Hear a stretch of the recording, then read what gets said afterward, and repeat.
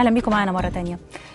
الحقيقة على مدى سنتين تقريبا وإحنا بنحاول إن إحنا نتخطى مرحلة التعافي ما بعد الثورات، وبنحاول إن إحنا نقول إن إحنا بناخد الخطوة دي علشان ننهي المرحلة الانتقالية ونبدأ في مرحلة الاستقرار ونبدأ في مرحلة بناء مؤسسات الدولة كما يقال.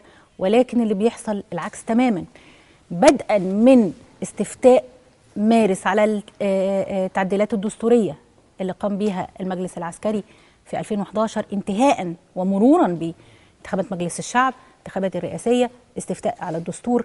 كل خطوة بتتعمل إلى الآن بتؤتي عكسها تماما، ولا زال هناك جدل ولا زال هناك انقسامات، ويمكن حدة الانقسامات بين الشعب المصري وبعضه وفي المجتمع المصري نفسه بتزيد كلما مر الوقت وكلما أخذت هذه الخطوات. كل خطوة بتقسم الشعب كده بالنص. ليه بيحصل ده؟ المفروض ان احنا بعد ما عملنا الاستفتاء ايا كانت نتيجته على الاقل في جزء من الشعب هيرتاح، هو ده اللي كان عايزه.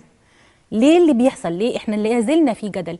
لا زال هناك متشككين ولا زال هناك ناس حاسه ان هم برضه مش مرتاحين، والاصوات كثيره وتعلو. اثر ده مباشر زي ما قلنا في المقدمه بتاعت الحلقه على المواطن البسيط وعلى المواطن الغلبان اللي هو لا ليه دعوه ببورصه ولا ليه دعوه بمؤسسات دوله ولا ليه دعوه بدستور ولا ليه دعوه بقوه ونخبه ولا ليه دعوه بنظام حاكم. وكل اللي ليه انه عايز رزق يومه، عايز ياكل عياله، عايز يلاقي بكره جنيه ولا 2 ياكل ولاده. ده النهارده مش موجود، ولا زال هناك اصوات تصرخ اين الاستقرار، والخطوات لا تؤتي ثمارها.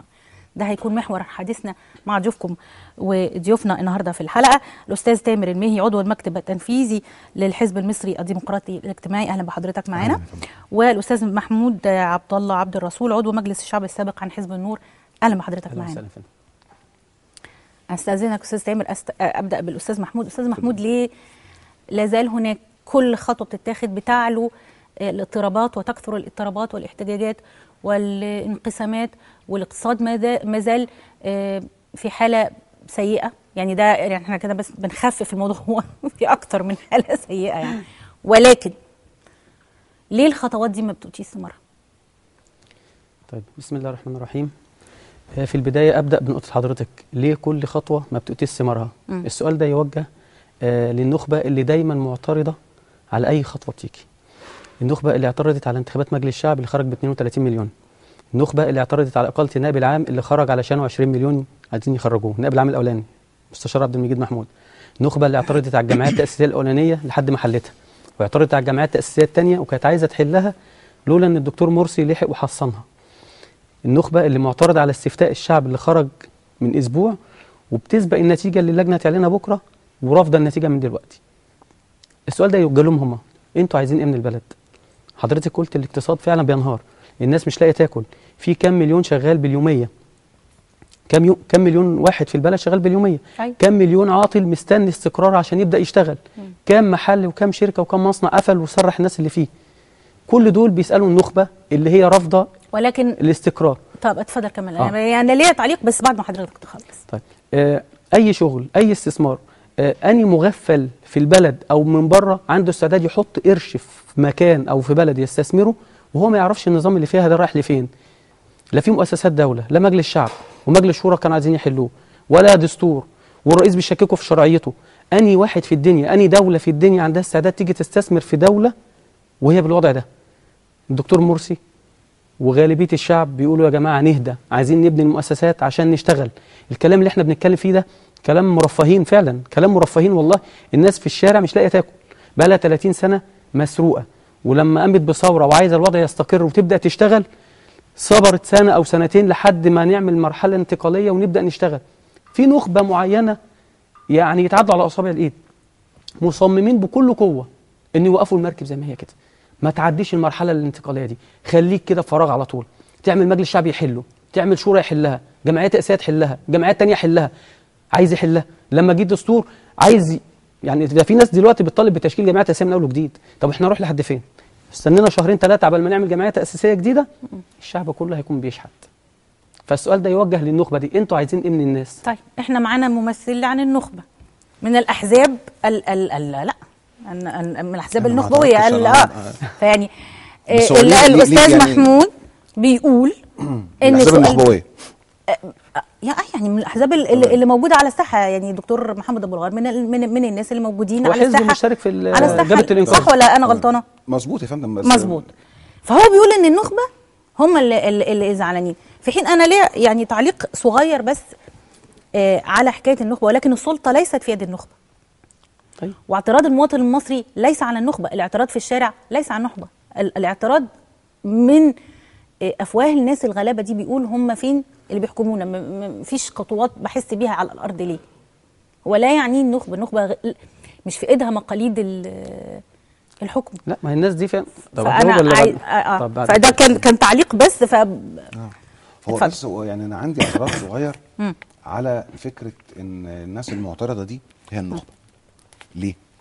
لان الاعداد دي كلها تمام، لو افترضنا ان كما يشاع ان في 35% من الناخبين قالوا لا، فمعنى كده ان في 35% من الناخبين نخبه، ودي تبقى نخبه انا ما سمعتش عنها موجوده في اي بلد في العالم، يبقى 35% من النخبه. اهميه المواطن. دي حاجه. الحاجه الثانيه زي ما حضرتك قلتي، من الذي بيده صنع القرار وماذا فعل؟ الفكره مش ان وقت بيعدي فالامور بتستقر، لا، الفكره في النظم السياسيه لما بتقوم بعد ثورات او بعد حالات من الاضطراب الاجتماعي والسياسي، ان في استحقاقات معينه يجب ان تتم حتى يتحقق الاستقرار، مش وقت معين. فبالتالي فكره ان انا اقول يلا بقى ونرضى باي حاجه ونتخيل ان كده تبقى الامور مستقره وخلاص ونمشي ولا كأن حصل حاجه، ده مبدأ انا شايف ان هو خاطئ وطرح خاطئ من الاساس. نرجع لورا عشان نفهم. في ثوره في البلد حصلت، المفترض في السلطه السياسيه اللي جت واستلمت مقاليد الامور ان هي تعمل شويه حاجات. ايه اهم حاجات تحصل في عقب ثوره؟ يعني بالمنطقي كده ان يتخلق نوع من التوافق المجتمعي العام، بالذات فيما يتعلق باحنا ازاي هيتم حكم هذه البلد. تمام؟ الموضوع ده ما حصلش. وجرت محاولات لتمريره بكافه الاشكال. والقضيه مش قضيه دستور او اتوافق بنعم او اتوافق بلا، مش دي القضيه خالص على فكره. الدستور مظهر من مظاهر الازمه اللي احنا شفناه، الانقسام اللي حصل حول الدستور. عرض لمرض بالظبط زي ما حضرتك بتقولي، عرض لمرض. المرض ده هو عدم قدره السلطه السياسيه حاليا انها تخلق حاله التوافق المجتمعي ديت. طب خليني معلش هسأل سؤال يعني يتعلق بالنقطه دي. هل حضرتك ترى ان بدايه ظهور المرض وبدايه المشاكل اللي احنا بنعاني منها هو استفتاء مارس؟ استفتاء مارس طبعا على التعديلات الدستوريه بدون شك كان احد الحاجات. ما هو الفكره في ايه؟ الفكره ان لما بيحصل خطوات بيبقى لها تبعات، والتبعات دي بتؤدي لحاجات تانية وبتمشي في مسارات خاطئه. المسارات الخاطئه دي لا يمكن ان انت تحليها بفكره خلاص بقى كفايه، يلا نمشي زي ما احنا ونبني مؤسسات وخلاص. يعني فكره مثلا ان انا ابني مؤسسات وخلاص دي معناها ايه؟ معناها ان انا في عندي اصلاحات هيكليه مهمه جدا خاصه بالعداله الاجتماعيه، خاصه بالعداله، خاصه بممارسه السلطه في المجتمع. مش هلتفت ليها. على سبيل المثال سياده الرئيس محمد مرسي من ساعه ما جه، هل سمعنا اي كلمه فيما يتعلق باقرار قانون مثلا العداله الانتقاليه او باعاده هيكله الداخليه؟ لا، كل الامر جرى اختزاله ان احنا نشيل النائب العام. بس خلينا نتفق ان موضوع هيكله الداخليه دي موضوع شائك جدا ولا ياتي في يوم وليله يعني. بس يبقى ليه بدايات. يعني انا بقول لحضرتك يبقى ليه بدايات، انما ان انا انسى العداله، فكره العداله الانتقاليه واصدار قانون ليها، رغم ان كان الاخوان المسلمين وحزب النور كانوا موجودين، التيار الاسلامي كان موجود في مجلس الشعب، ما سمعناش اي حاجه عن كده، ما سمعناش اي حاجه حتى هذه اللحظه عن مجلس الشورى. كل اللي سمعنا عنه سلسله من المواجهات الداميه مع القضاء، وده بشبهه الحقيقه بالشخص اللي بيضرب نفسه برصاص. ليه؟ لان نظم السياسيه ليها 3 رجلين، سلطه تشريعيه وسلطه تنفيذيه وسلطه قضائيه. من ساعه ما سياده الرئيس مرسي جه وهو قاعد يخبط في السلطه القضائيه بشكل وانا بحمل التيار الاسلامي هذه المسؤوليه، لان ده بقى اللي بيودي البلد في داهيه.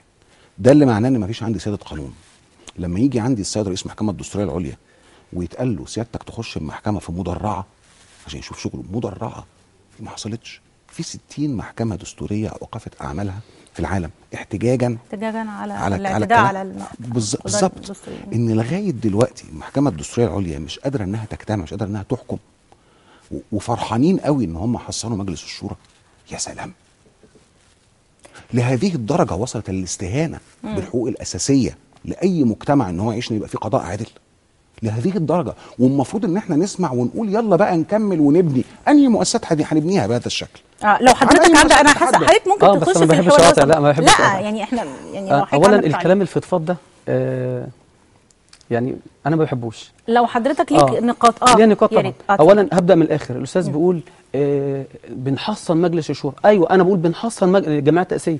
هو انه الاصلح يعني فكره انشاء القانون اصلا، يعني فكره ان انا اعمل قانون او اعمل دستور الغرض منه ايه؟ ان انا اراعي حقوق الشعب، ان انا احافظ على مكتسبات الشعب. هو انا بعمل قانون مش عشان احمي الشعب ولا بعمل قانون عشان اذيه؟ لو جه قانون يأذي الشعب ده اصر على القانون. انا حاسس ان الدوله كلها بقت في كفه، والحفاظ على كيان قاضي او قضيه معينه بقت في كفه. انا بقولها بصراحه، انا مع الدكتور مرسي انه يحصن الجمعيات التاسيسيه. هو انا هستفيد ايه لما يقول لي سياده القانون وبعدين الاقي البلد كلها بتشحت تاني يوم؟ انهي قانون ده اللي انا احترمه؟ هات لي قانون في العالم الشعب يحترمه اللي هيخليه يشحت.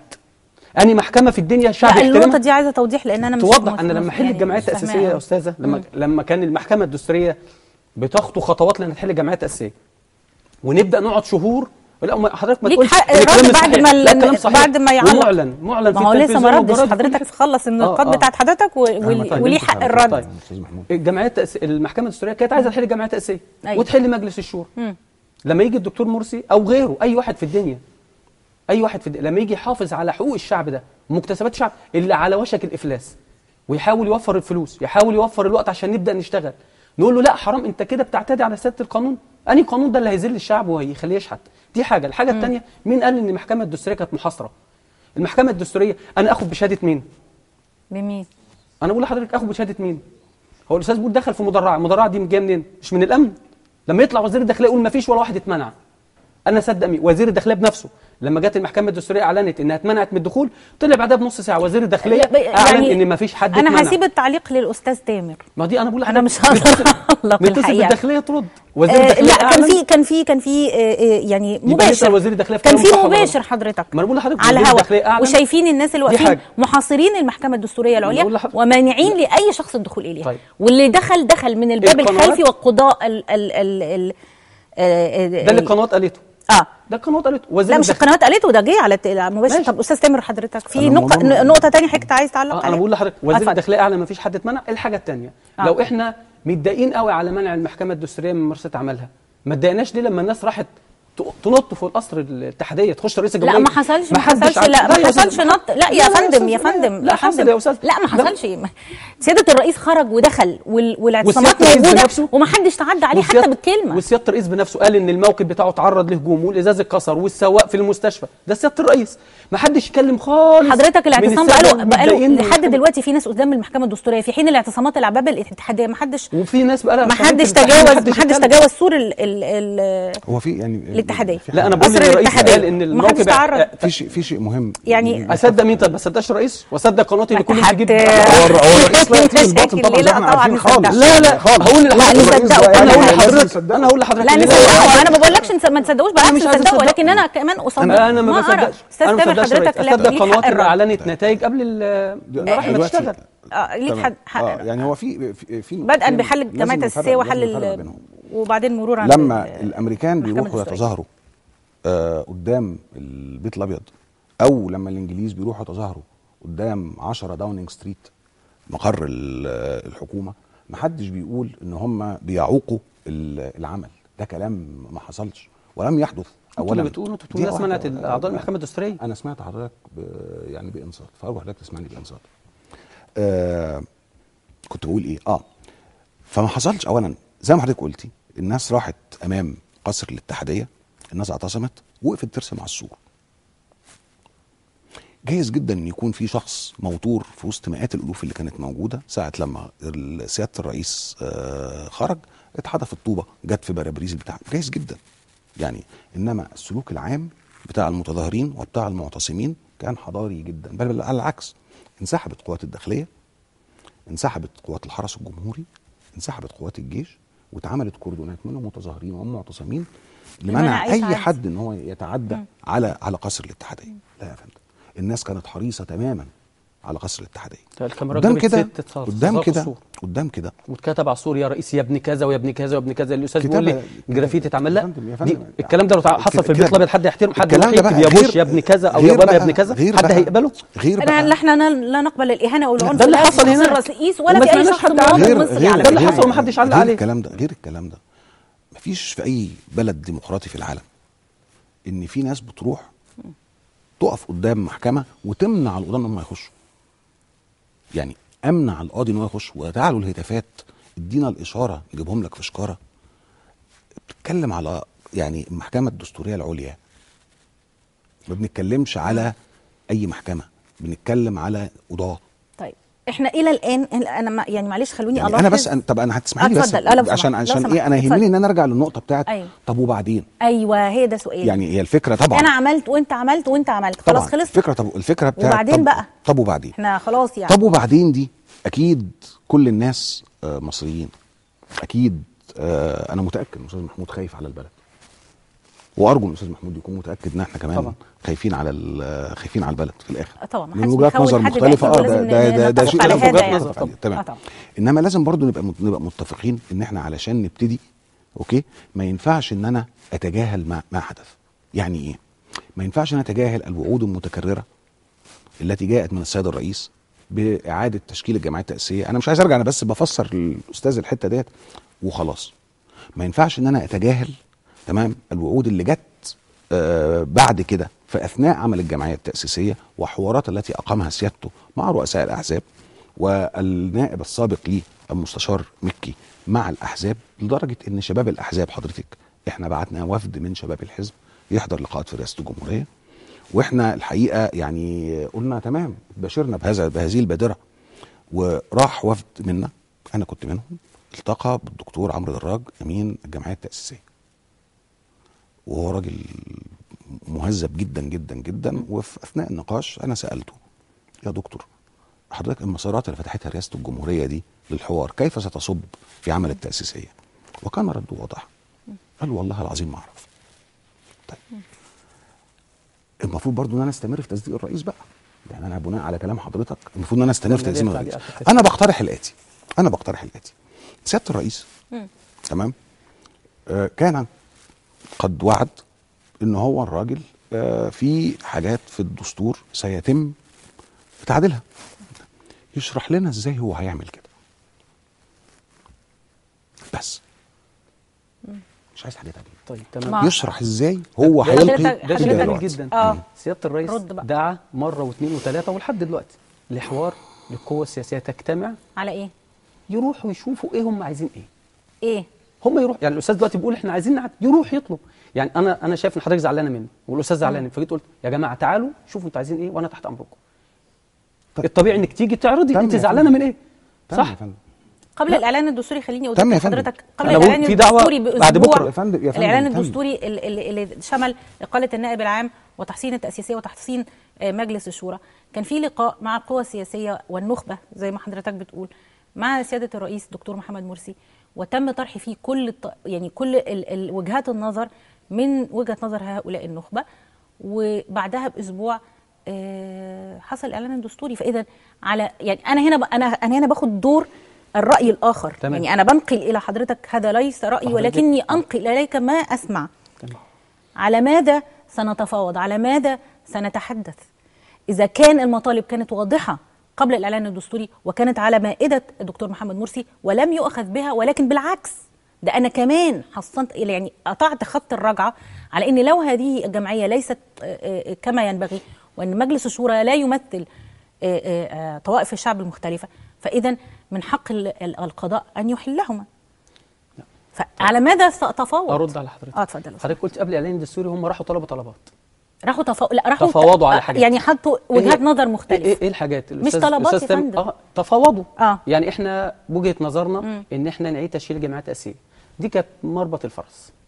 نعيد ده تشكيل ده الجمعية. وعد صح؟ رئاسي. الله ده وعد رئاسي. سيادة الرئيس. طيب ده وعد سامر قال من الرئيس وعد طبعا. طيب حضرتك واثق انه وعد؟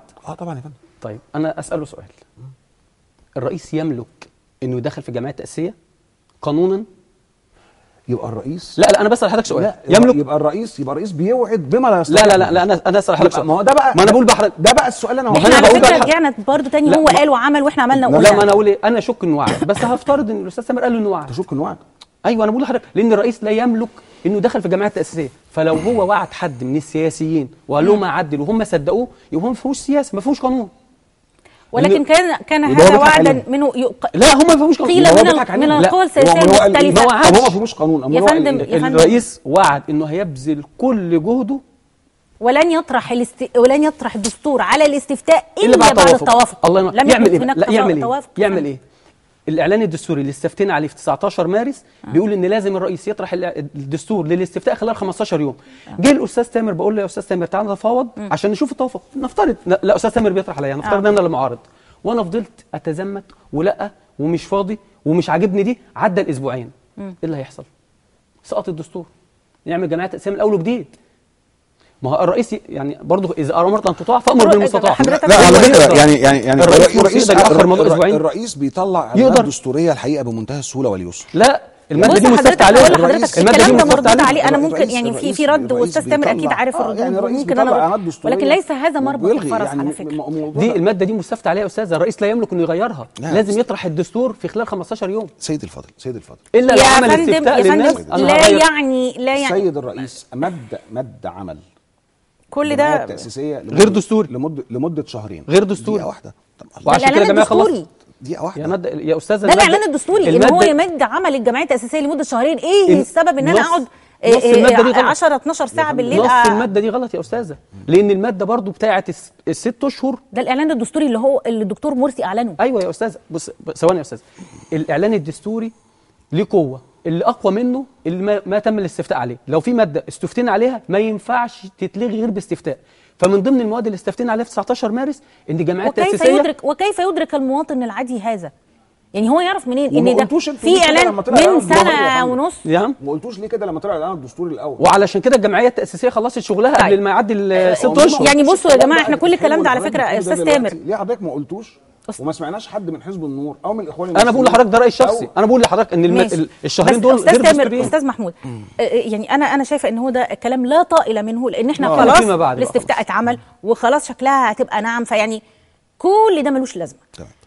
خلينا نتكلم بقى احنا داخلين على ايه. احنا هنفترض، ويعني والافتراض قوي جدا جدا جدا جدا، انه خلاص نعم والدستور تم اقراره والعمل بيه، والناس مش ناس كتيره مش موافقه عليه، كتيره قليله زي ما تيجي، بس في ناس مش موافقه عليه وعدد لا باس به من المواطنين العاديين وليس النخبه يا استاذ محمود. يعني لا انا كنت اقصد بالنخبه مش كل اللي قالوا لا على فكره زي ما الاستاذ تامر قال. لا احنا لان مش كل اللي قالوا لا برضه رافضين نعم. الطبيعي ان انا في بلد يعني ديمقراطيه. ما هو قال لا ليه؟ قالوا نعم يعني مش كل اللي قال لا رافض نعم، بمعنى انا قلت نعم. اللي قال لا ده المواطن المصري العادي ملوش دعوه بالسياسه. في 35% قالوا لا، جت الاغلبيه قالت نعم. الطبيعي ان الشعب يحترم الديمقراطيه. هقول رغم ان انا معترض على الدستور لكن الاغلبيه وافقت عليه فانا على عيني وراسي احترمه. فاللي قال لا لما تطلع الاغلبيه نعم. ولكن هناك جزء من من يحق لهم التصويت لم يصوتوا وامتنعوا عن التصويت. أمريكا راح فيها نحن لا نعلم ماذا يفكر. يعني دول عايزين ايه؟ ايوه ولا لا؟ انتخابات امريكا راح فيها 40%. لو قلنا 60% ما راحوش معارضين يبقى نشيل اوباما.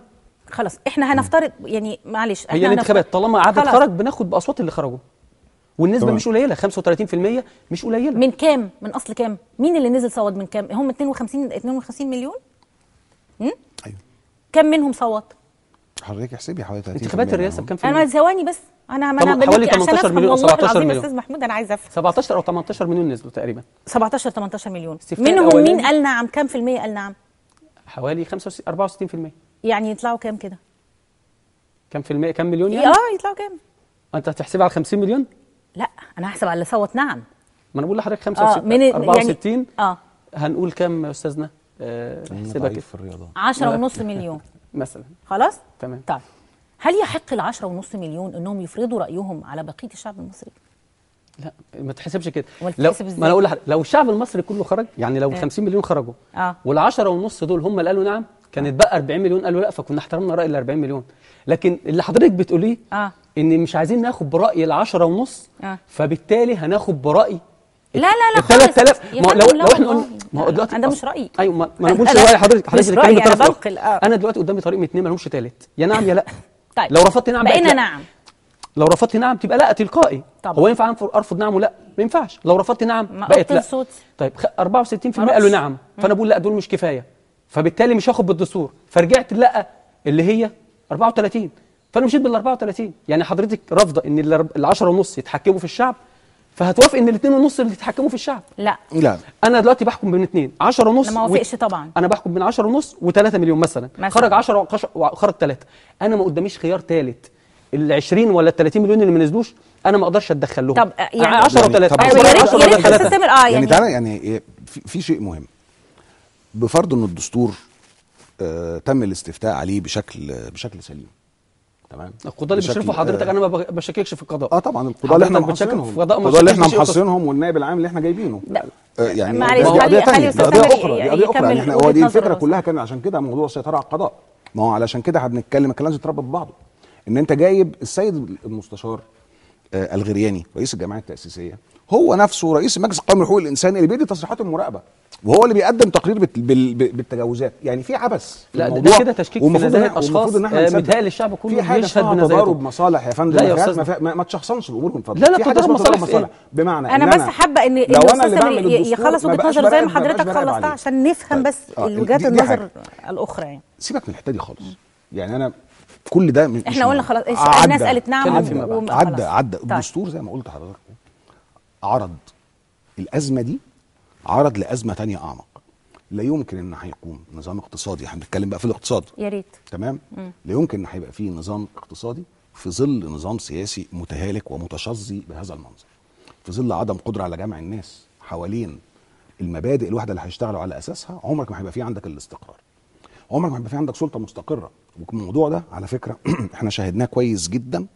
وانا لو مستثمر بره وقاعد ابص على مصر وابص الاقي السيد الرئيس مرسي قال طيب انا هرجع مجلس الشعب، وبعد كده رجع في كلامه، وبعد كده قال طب انا هشيل نائب العام، بعد كده رجع في كلامه، بعد كده قال انا هعمل قانون دستوري، بعد كده رجع في كلامه، بعد كده قال طيب انا هعمل ضرايب، بعد كده رجع في كلامه، بعد كده قال طب انا هقفل المحلات الساعه 10 وما عرفش.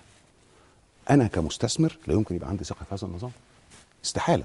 ولكن دعني اوسع المشهد، معلش اوسع المشهد، وان الانظمه في الخارج لا تنظر فقط للشخص الرئيس ولكن تنظر الى النظام. ما هو النظام السياسي حاليا نظام بما فيها بالزبط. الحال على ارض الواقع. يعني حاجة. ايضا الاحتجاجات والاعتصامات والمظاهرات ده حاجه. ده انا هنا بتكلم يعني على صنع كل ده بيبقى داخل المشهد. لازم ابص انا كمستثمر في الخارج، ابص على مبدا سياده القانون. هل في دوله قانون ولا لا؟ هل هقدر اخد حقوقي ولا لا؟ هل القضاء في هذا البلد محترم ولا لا؟ هاخد حقوقي لو حصل بيني وبين الناس دي مشكله ولا لا؟ الاجابه طبعا لا.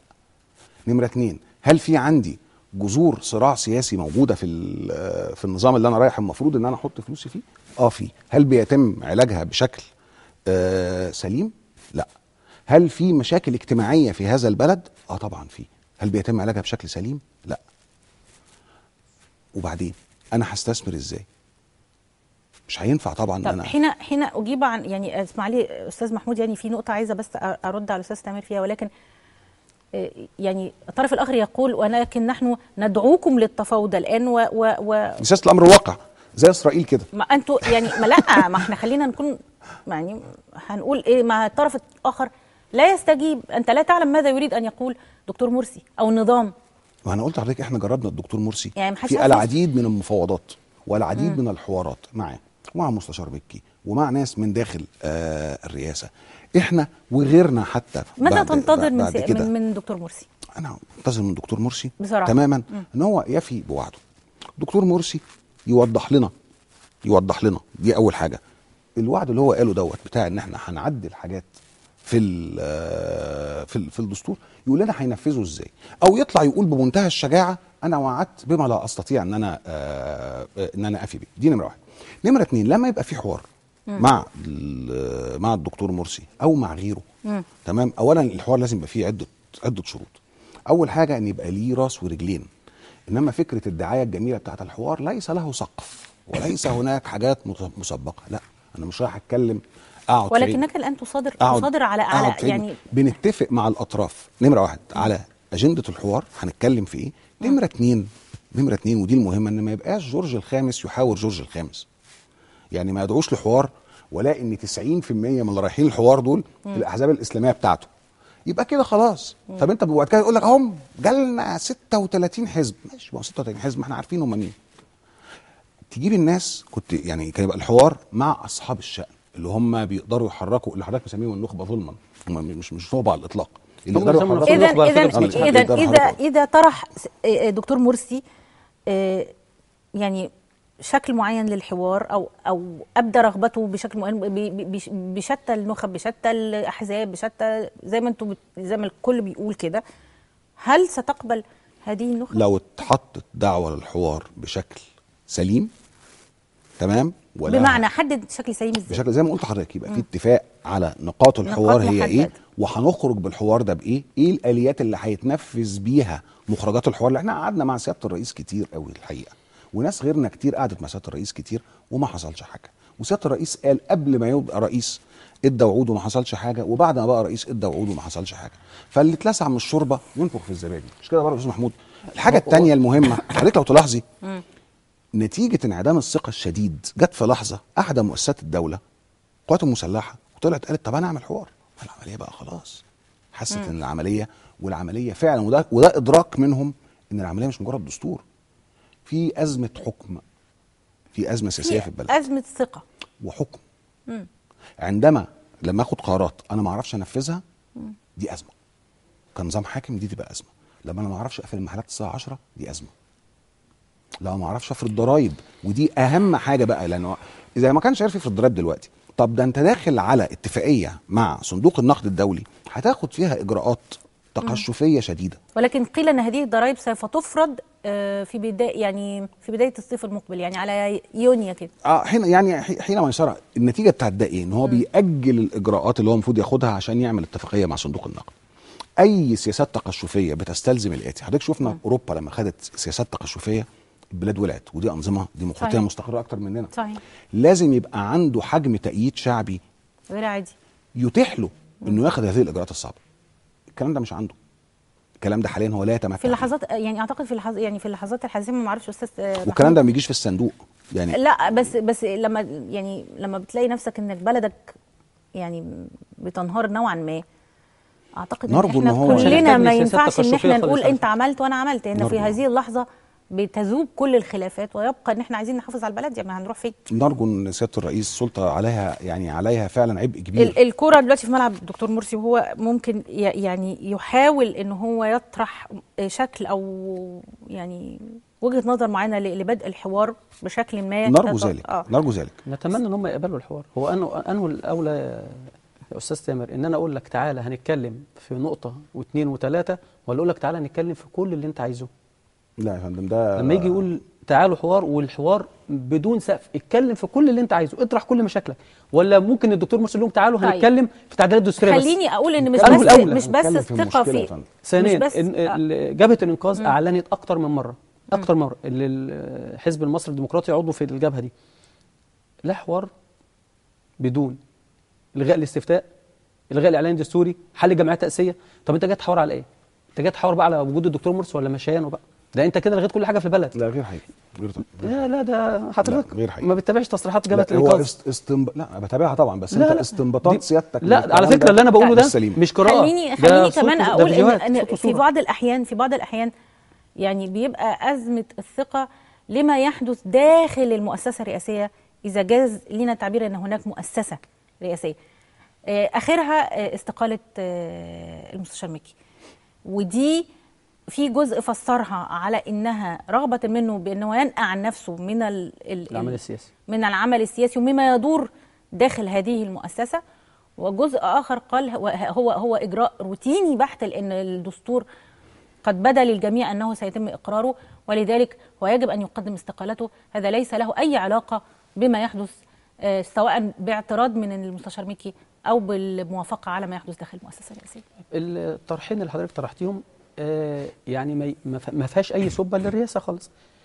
اما الدكتور سياده المستشار محمود مكي استقال لانه ايقن ان الاستفتاء جاي بنعم، وبالتالي هو هيقدم استقالته اجراء روتيني، فاذا ما فيش اي دخل لمؤسسه الرئاسه ولكنه يعني هو من اين علم ان سيتم البلد كلها عارفه دلوقتي الحاجه الوحيده اللي تمنع الاستفتاء ان اذا كانت اللجنه نفسها اجلت الاعلان اليوم. ما انا بقول لحضرتك الحاجه الوحيده اللي تمنع الاستفتاء بنعم دلوقتي ان اللجنه العليا تكتشف فعلا خروقات في عمليه الاستفتاء ويتم الغاء. هي اعلنت ان كل الشكاوي جايه لها في مواعيد، واحنا نحترم يعني مواعيد اغلق وفتح احنا من ناحيتنا ان لجنه الانتخابات لو قالت الاستفتاء باطل على عيننا وراسنا، احنا نحترم قرارها. ايوه اذا كان المستشار، ما انا بقول لك ليه حضرتك أزمة الثقة موجودة. إذا كان سيادة المستشار مكي يعلم جيدا بنتيجة الاستفتاء بنعم، من أين له هذا العلم وكيف يأخذ إجراء؟ يعني مش يستنى لما نتيجة زي ما رئيس الجمهورية عرف ان المحكمة الدستورية هتحكم ببطلان الجمعية التأسيسية، يعني هنا هم بيعرفوا علم كاشف يعني لدى القوى السياسية ولدى المواطن العادي. أنا واحدة مواطنة عادية، أنا ما أعرف ان المستشار مكي استقال بناء على إيه؟ هنفترض ان ما فيش استفتاء على الدستور او ما فيش نص يجبر او يجيز للنائب الرئيس يفضل موجود او يمشي، والمستشار استقال من نفسه بمحض ارادته وقال التصريحات اللي قالها. يعني هو قال ايه؟ ان انا طبيعه عملي كقاضي حاسس ان هو في الوضع السياسي مش كويس. طيب نفترض ده مفيش استفتاء ومفيش نعم ومفيش اي حاجه خالص. لا نكذبه، نحن ايوه لا انا بتكلم نفترض مفيش حاجه خالص خاصه بالدستور، وهو لوحده كده جه بعد شهر او قبل شهر وقال والله انا حاسس ان عملي السياسي مش ماشي معايا، انا طبيعتي كراجل قاضي الوضع السياسي مختلف وانا هستقيل. تمام. ايه اللي عيب الدكتور مرسي او مؤسسه الرئاسه في كده؟ ايه اللي يقول ان ما في ازمه ثقه؟ على فكره احنا مش بنوعيد لا بس هو انا عايز استاذن حضرتك في حاجه. لا حضرتك بتحمل الكلام اكتر. لا انا اؤكد بقى ان في ازمه الرئاسه والموضوع في ازمه ثقه. انا بقول ايه اللي يثبت ان في ازمه ثقه بالكلام ده؟ حاول سيادتك، الموضوع مش موضوع المستشار مكي، الموضوع بقى موضوع مستشارين التانيين. الصياد استقال، تمام؟ ما احنا كنا لسه استقال. هو عنده كام مستشار؟ عنده 17. عنده 7 استقالوا. عنده 17 ماشي، استقال 4. 7 يا فندم استقال 7 اتبقى 10. دقيقة واحدة، هو فريق كورة يا فندم. 7 لما 7 من 17 واحد يستقيلوا من 17 الرئاسة في هذه الأزمة يبقى في أزمة. لما تستقيل مش ممكن حضرتك تبقى كل ده وأنت حضرتك مش شايف إن في أزمة. في أزمة طبعا، في أزمة عصفت بمؤسسة الرئاسة أدت إن 7 من 17 يخرجوا. يعني اختيار الدكتور مرسي لهؤلاء لعلمه ان هؤلاء لا، يعني لدى المواطن المصري ثقة في هؤلاء المستشارين الذين عينهم الدكتور مرسي، فعندما يستقيل هؤلاء على الاقل هيبقى في علامه استفهام. انه الاساس وانه الفرع. الرئيس هو الاساس. يعني لو المستشارين كلهم استقالوا اطالب الرئيس انه يستقيل مثلا او ان حكمه فاشل نهائي يا فندم. طيب اقول ان الرئيس فاشل في ادارته، اقول ان الرئيس عنده ازمه؟ لا يا فندم. انا فيها ايه؟ فيها ايه ان انا اقول ان الرئيس، معلش عفوا بقى، فيها ايه ان الرئيس لما يبقى قدامي فتره حكم فيها اداؤه فيها انا شايف فيه ان هو اداء ليس على المستوى وانا شايف انه كويس. يعني حضرتك شايف انا عندي قرائن بقولها لسيادتك ان في قرائن معينه، وده اللي مخوفني. طيب ان هو ما يقدرش الخوف بقى ان هو في ظل المشاكل اللي حصلت، في ظل التردد والتلعثم الشديد في اداره الشأن العام والافتقار لمهارات اساسيه فعلا، يعني معلش انا اسف ان اقول هذا الكلام، ان ما يقدرش يدير المرحله الجايه. هناك في خوف. بص استاذ محمود، انا واستاذ تامر، انا برضو عايزين يعني توضحوا للمشاهدين نقطه، ان ليست فقط ازمه استقاله المستشارين والمستشار مكي، ولكن كمان هنضيف لازمه النائب العام بين الاستقاله ورجوعه في الاستقاله، ما يحدث للقضاء و يعني تختتم بالتعدي على المستشار الزند. هذه علامات يجب نطلب من سيادة الرئيس أن يوضحها للناس، لأن ده بيعمل عند الناس قلق. فهل أنا من رأي حضرتك يعني هل الأحداث دي زي ممكن نقول إنها تؤثر في المؤسسة الرئاسية؟ أيوة ولا لا؟ طيب إحنا ضد الاعتداء على أي شخص في الدنيا، وبالأحرى الساده القضاه. انا بجمل الاحداث كلها يا استاذ محمود عشان ما ناخدش حاجه لوحدها. احنا ضد الاعتداء على المستشار الزندي خالص، وضد الاعتداء على النائب العام. ايه دخل الرئيس في دي؟ ما احنا مش عايزين نزج بالرئيس في كل ازمه. احنا كان عندنا مشكله حسني مبارك الحاكم الفرد اللي كان مصنع في شبين الكوم يتقفل، يفضل رئيس المصنع ووزير الصناعه ورئيس الوزراء مستنيين امر من السيد الرئيس بحل مشكله العمال. اتوبيس يتعطل في الناحيه دي ما حدش يصلحها الا لما سياده الرئيس يقول صلحوا الاتوبيس. هم مين اللي كان يحل مشكله المحكمه الدستوريه؟ ما انا بقول لحضرتك دي كانت مشكله كنا بنعاني منها، ان الحاكم الفرد حسني مبارك اللي بيأمر وينهى في كل حاجه، وقلنا عايزين مؤسسه رئاسه، نفسنا في مؤسسه رئاسه، جه الرئيس وعايز يشتغل شغل مؤسسي، كل مؤسسه خاصه بشغلها.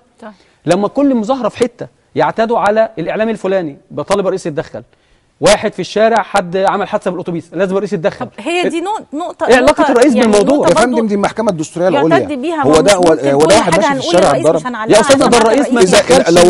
لو الرئيس اللي هو المفروض راس السلطه التنفيذيه، اللي هو المفروض طبقا للدستور بما فيه من مغالطات، يعمل ان هو حكم بين هناك وزاره للعدل، هناك وزاره للاعلام، وهناك يعني هناك كل وزاره دلوقتي تدافع عن تمكين الساده القضاه اعضاء المحكمه الدستوريه العليا ان هم يخشوا يشوفوا شغلهم. كان يجب قول للرئيس يعمل ايه؟ 1 2 3 مفيش كلام عنه. قول للرئيس يقول 1 2 3. كان يجب ان يكون الشغل الشاغل للسيد رئيس الجمهوريه. أيوة، لان معنى كده ان تلت السلطه السياسيه في مصر معطله.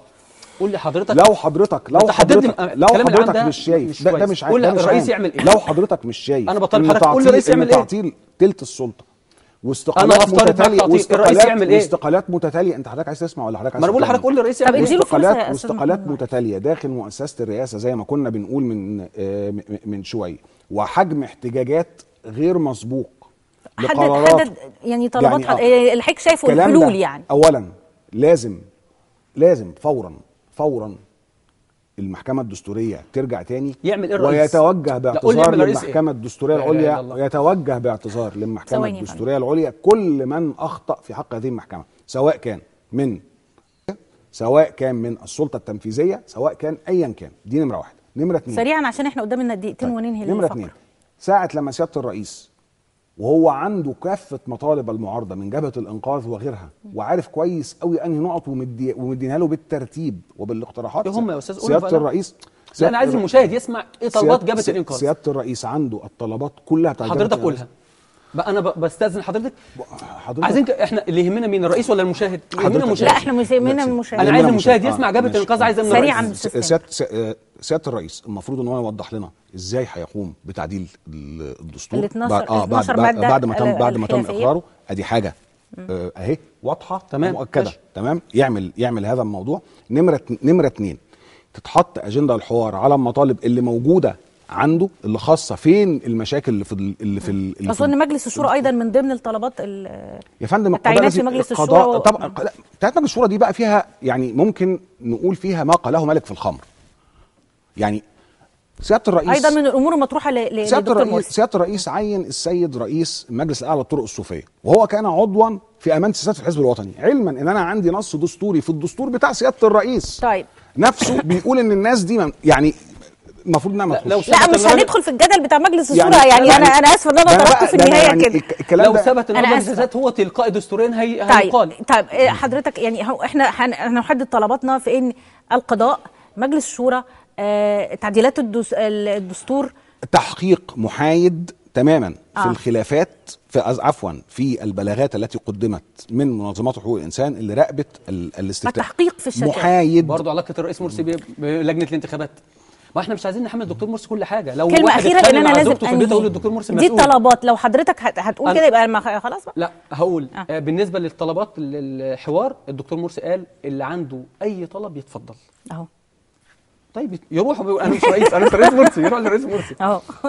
بالنسبه لايه تاني حضرتك طلب؟ سريعا بقى عشان الرئيس مرسي في كلمه بس مرسي ملوش علاقه باي مظاهرات. واظن ان لو الدكتور مرسي منع اي نحن لسنا في الدفاع. نحن حضرتك أيوة. قلت ايه هي الطلبات، هو بيقول لك الطلبات بتاعته. طيب ما بقول هو طلب التعديلات. الطلبات بتاعتك يعني الدكتور مرسي طالب الناس حوار بكره او بعد بكره تقريبا او يوم الخميس يروحوا يطرحوا كل هو قال بدون سقف. طيب المحكمه الدستوريه الرئيس مرسي مش داخله بالمظاهرات، ده شغل امن. ووزير الداخليه اعلن اكتر من مره ما حدش منعه القضاه.